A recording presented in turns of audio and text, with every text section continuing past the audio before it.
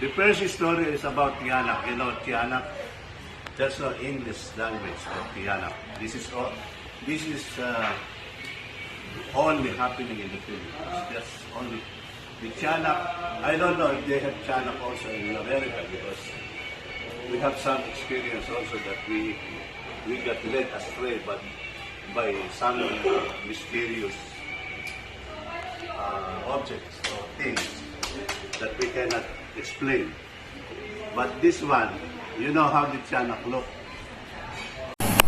What's up, y'all? Let's get started. I'm the chicken mascot. Clucky, clucky, clucky-doo. Clucky, clucky, clucky-doo. Clucky, clucky, clucky-doo. Watch it, tick-a-duck. You know how the Tiyanak look. It looks like a small kid. No. The head is round. Round. Yeah, the head is round. No hair. Okay. And the you know the ear is like pointed at the top. Yeah, the ear is like pointed on the top. And then the eyes is so scary because it looks angry at the time, every time. And you know, the mouth, I don't know if it has a nose, because Voldemort. yeah, it's missing in some you know, paintings by artists. But the mouth has fangs in it. Mouth has what? Fangs. Fangs. Pangil. Oh. Big. I thought you said Dracula. Big to, like Dracula, yeah. Okay, you call it fangs. A bald elf Dracula. Long teeth. A bald elf Dracula. So the body is round also. Like What? it's round. You see the head is round. And I explained to you how the face look, okay? And it has a round body and small round feet. Oh, that's like round everything. Yeah, that's Tiyanak. Even Walking. Monster. even the arms are short and round also. You can just imagine how it looks. And you know what? You know what? Okay, Have long teeth. when you draw it, put a dark background at the It back. looks like Tyler. Because No. because Tyler, the Tiyanak has no color. It's colorless. Yeah. So let's start.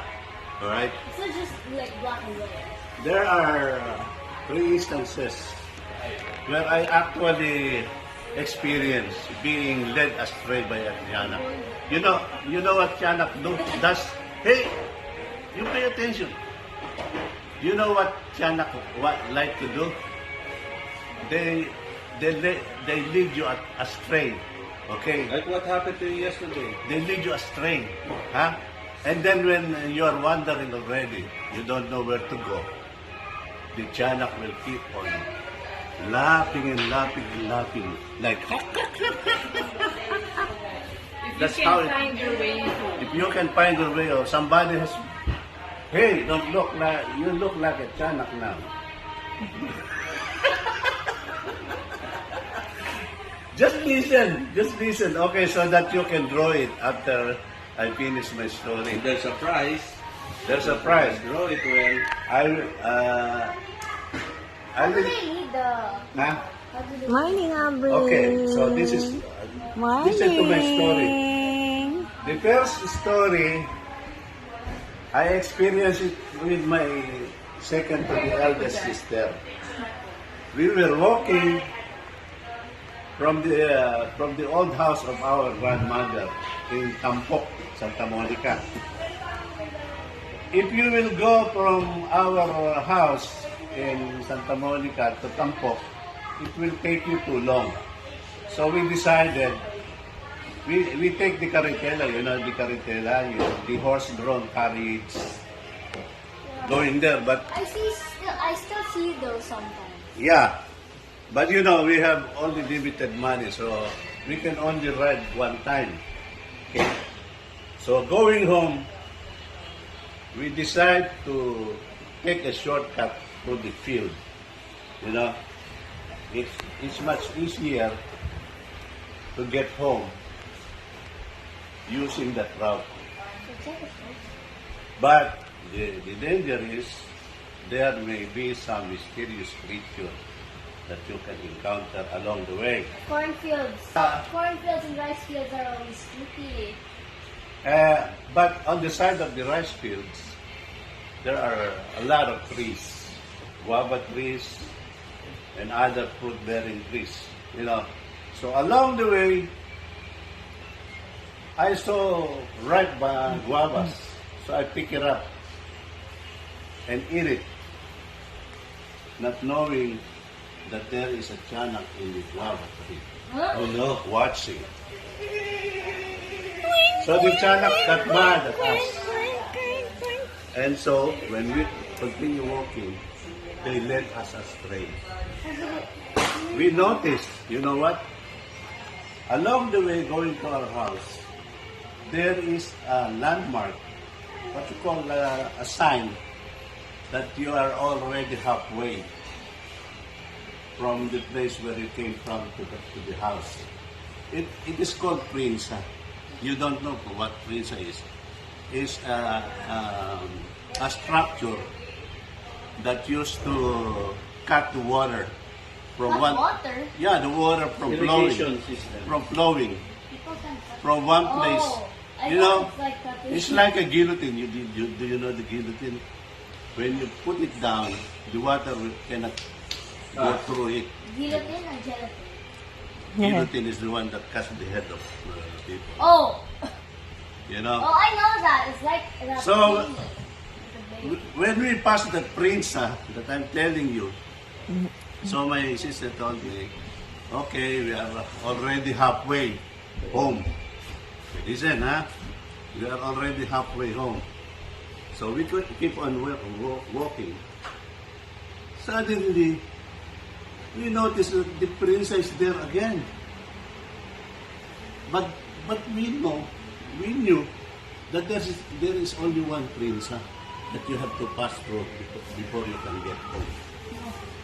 See what I'm telling? So we saw again the Prinsa for the second time. And so we are kind of scared already because we knew that there is only one Prinsa to pass through. Okay. After that, so my sister is worried already. How come there is another Prinsa? I know that there's only one Prinsa that we have to pass through. So the tiyanak is already working. He's walking. And for the third time, we pass through again the Prinsa. We keep on coming back, going back and going back.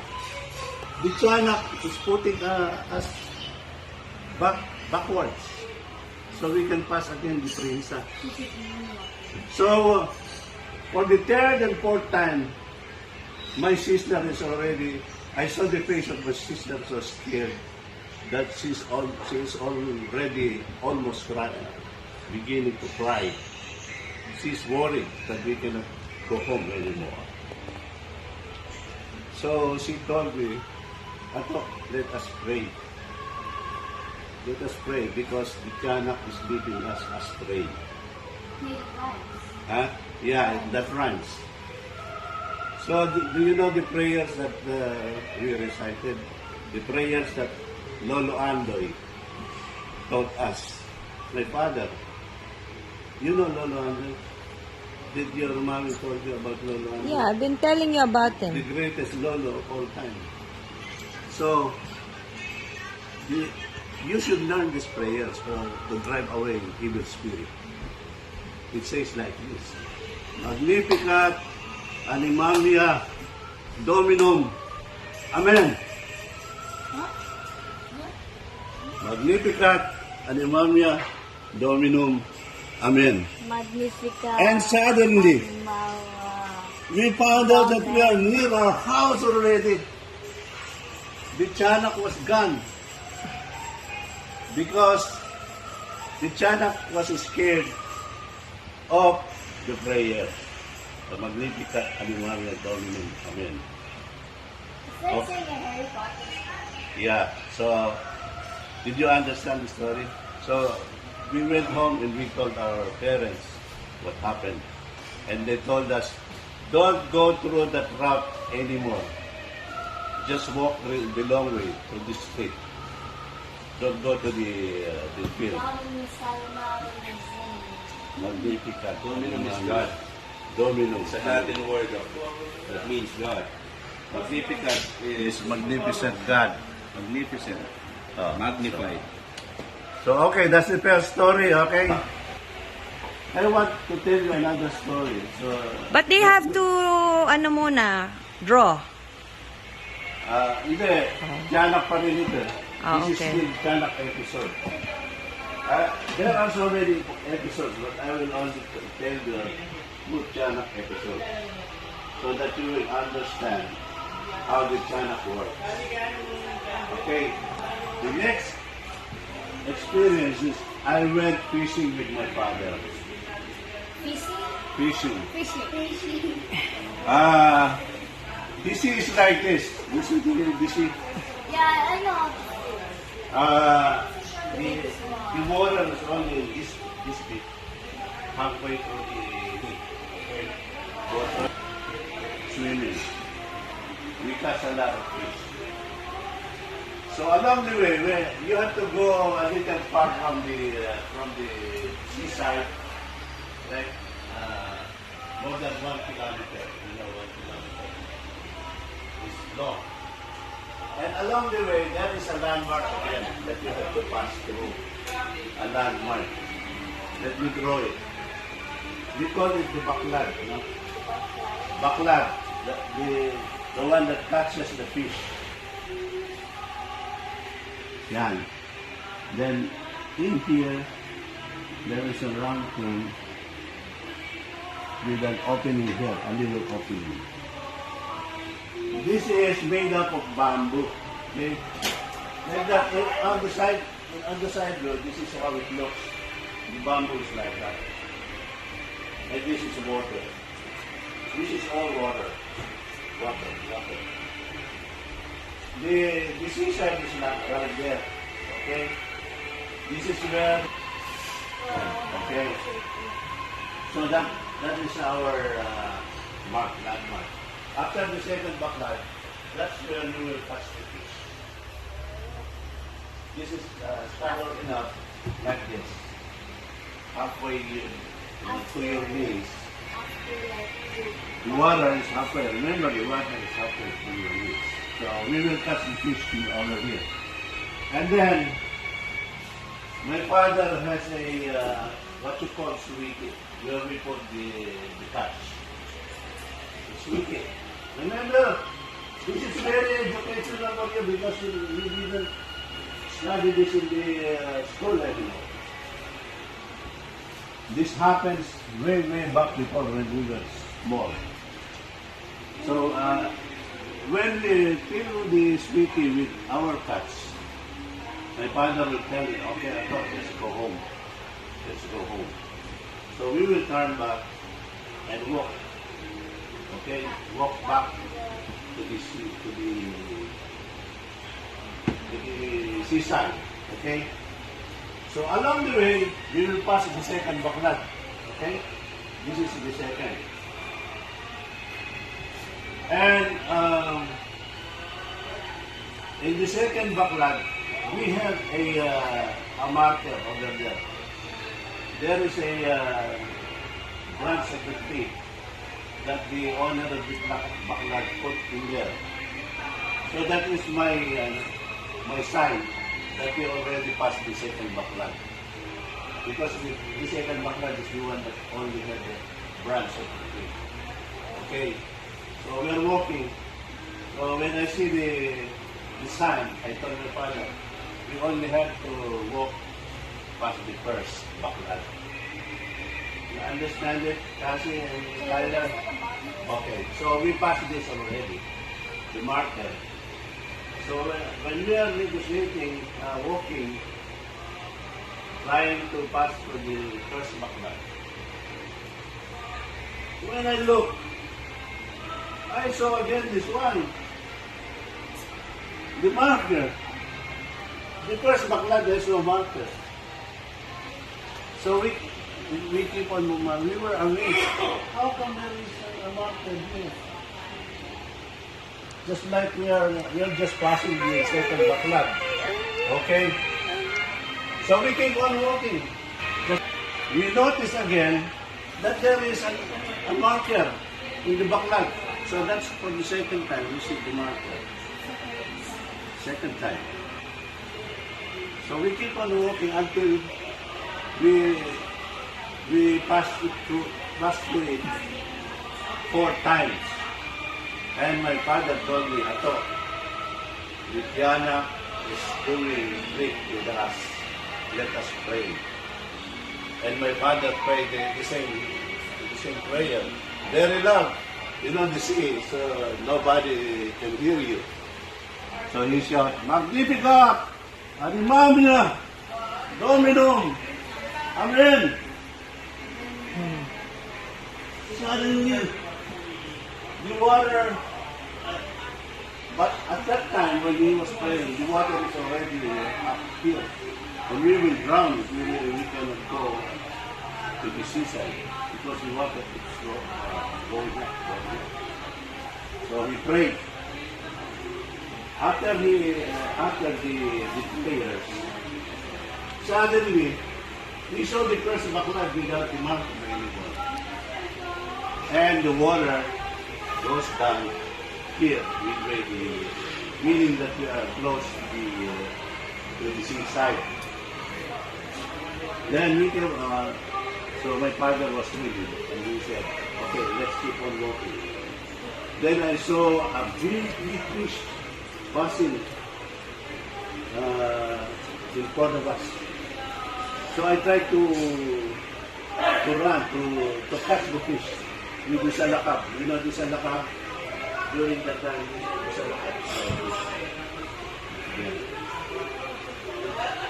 It's a round thing.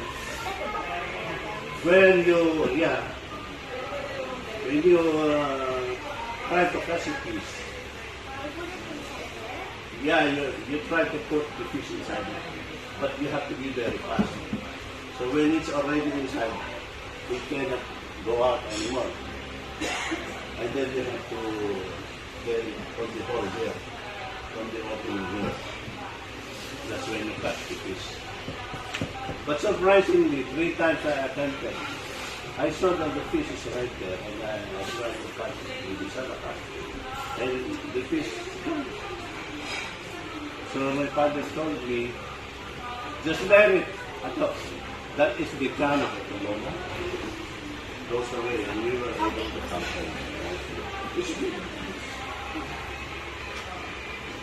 So if I catch it, you will notice that it will create noise inside it. But nothing. I used to catch fish like that. I wasn't able to catch that fish because it is the channel. They can change. They can disguise. They can disguise. They can become a dog. They can become a fish. Huh? You can change form. Yeah. They can also imitate you. That is like most likely. And that happened to Kasi yesterday. There was a Chanak right there waiting for you. That's why you got lost. So that's why you got lost. You weren't able to find our house. It's good that Tito Ron is there to find you. Okay.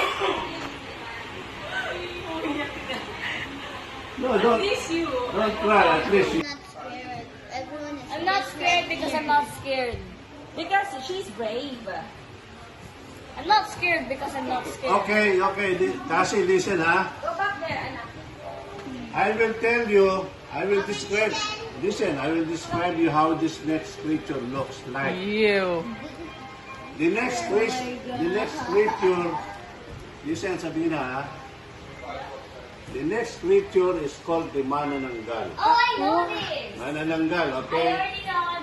That is a ugly-looking female. I'm listening. Only the half body, the upper body, okay? And the hair is like protruding, like it's not flowing down. The hair it's protruding all over, Freezy. Very freezy. just like a skinny person when all the hair stands up, okay? And the face of the manananggal is so scary. It has a very scary eyes. And there is a Scary panel eyes like also. this. There is also a panel. Ah, you mean the cut body? Yeah. Scary eyes like this. And Tito Sean already told me the other half of the body, they leave it inside the forest where nobody can find it. Okay? Wait, don't Yeah. you like stop it from going back? Yeah, just listen to me. So they hide the other part of the body, just standing there waiting for them to come back. Okay? The manananggal. So this is a story about a young sailor. You know a sailor, the one that goes to the U.S. Work with the U.S. Navy. The sailor lives in a faraway village in the province. So he was able to land a job to be in the U.S. Navy. He has a beautiful girlfriend. No. Very beautiful girlfriend. The name is Manang. Manang. Manang. Yeah. Yeah. Naga? The surname is Nangal.